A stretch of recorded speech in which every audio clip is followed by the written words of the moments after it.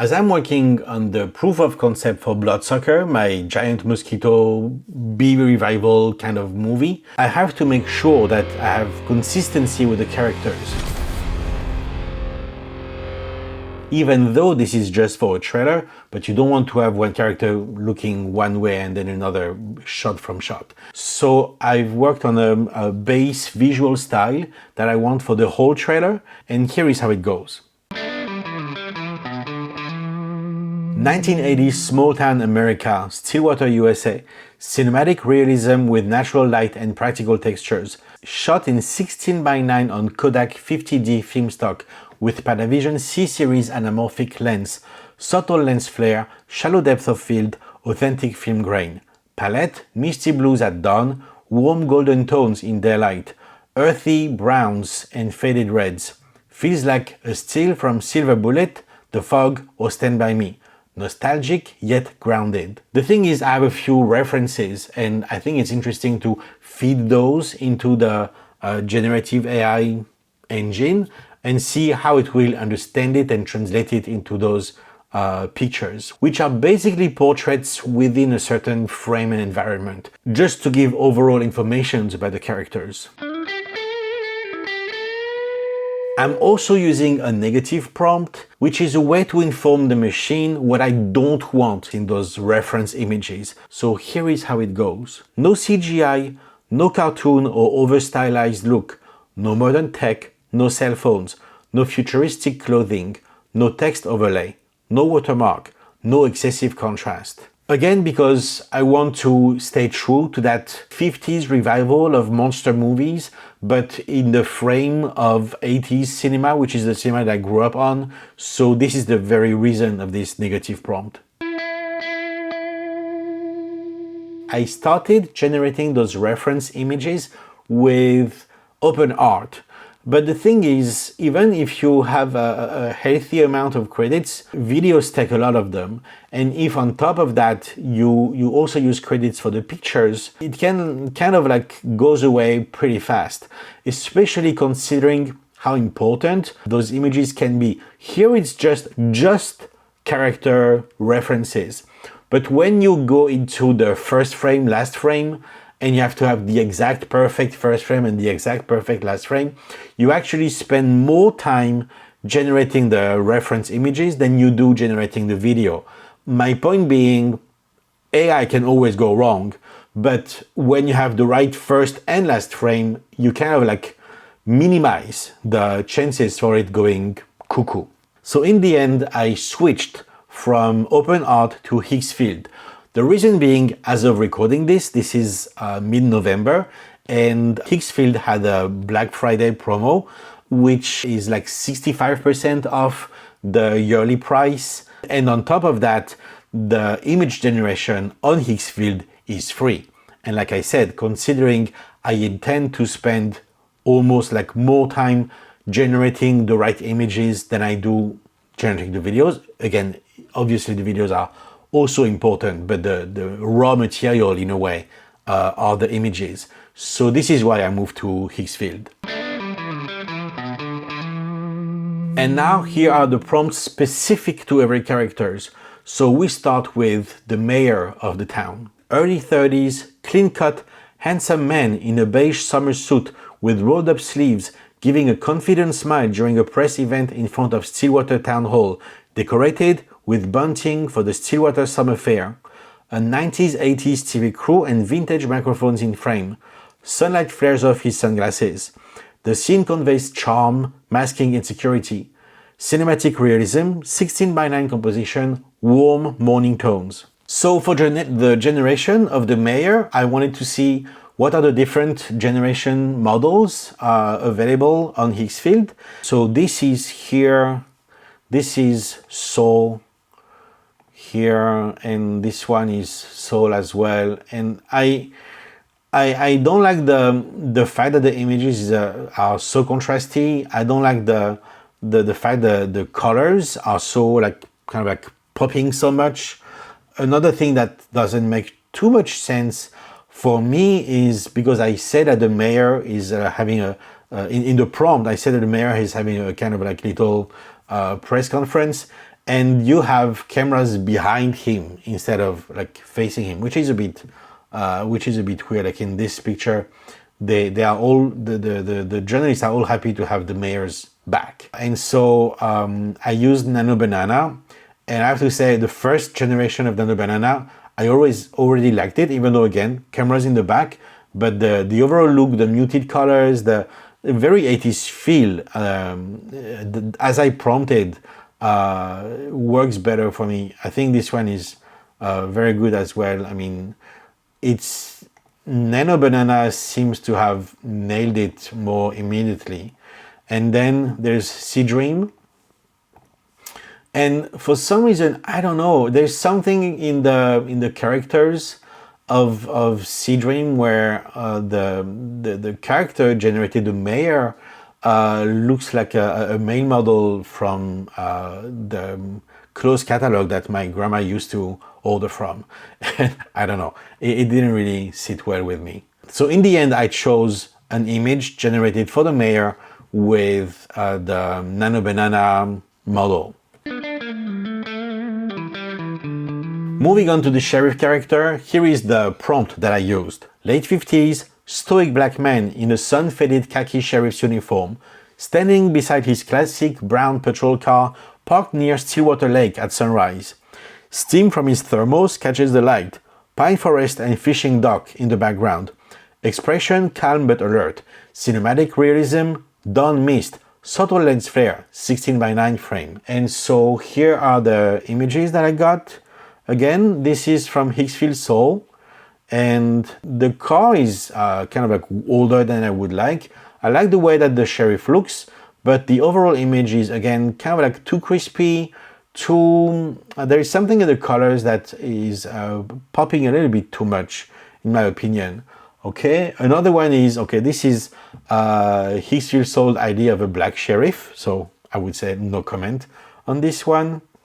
Here the car again is kind of like too old for my purpose. Still like the look of the sheriff, still don't like the colors so much. And this would be another one on Higgsfield Soul. There's something wrong with the eyes and something wrong with the bulge between his legs. Oh, there's something, okay, I didn't notice that at first before I made the video, but no, it's very, very wrong. Moving on, I used Nano Banana, and again, immediately I love the look, I love the muted colors, I love the lack of contrast in the image with still beautiful colors, and I like the sheriff. The only problem is the car doesn't look like a police patrol car, but that's fixable.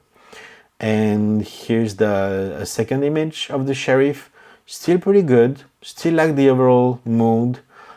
Here I like how the half of the face of the sheriff is lit by the light source over there. Here is another one. For some reason this one is more cinemascope than the others, but still overall a pretty good look.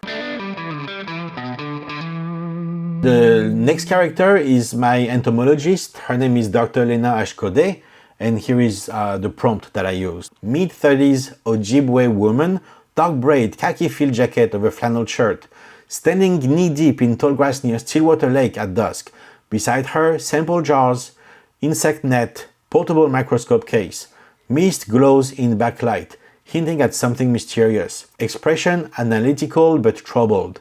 Cinematic realism, 16:9 frame, dusk palette. And here are the pictures that I generated. This is the first one, and I just love it, actually. I knew when I saw this one that it would be the one, but here are another few images.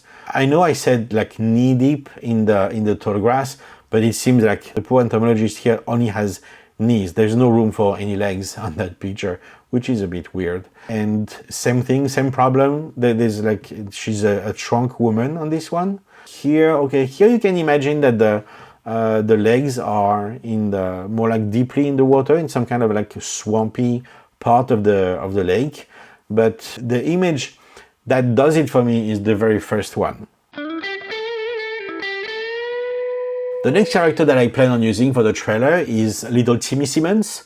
You can't have an 80s set movie without a teenager riding a bike, right? So this is my character, and here is the prompt. 12-year-old boy with red hair and freckles, wearing a striped 80s t-shirt and denim shorts, eating breakfast at a sunlit kitchen table overlooking Stillwater Lake. Cereal bowl, orange juice, a small radio, and his mom bustling in the background. He stares out the window, spoon frozen mid-air, something strange outside catching his eye. Cinematic realism, 16:9 composition, morning light through sheer curtains. The problem is, and I realized later, that it doesn't make sense. Again, for the trailer, I want him to take the bike to go to the lake, so the lake should not be right outside the window. But it has the right mood. It almost feels like kind of like E.T.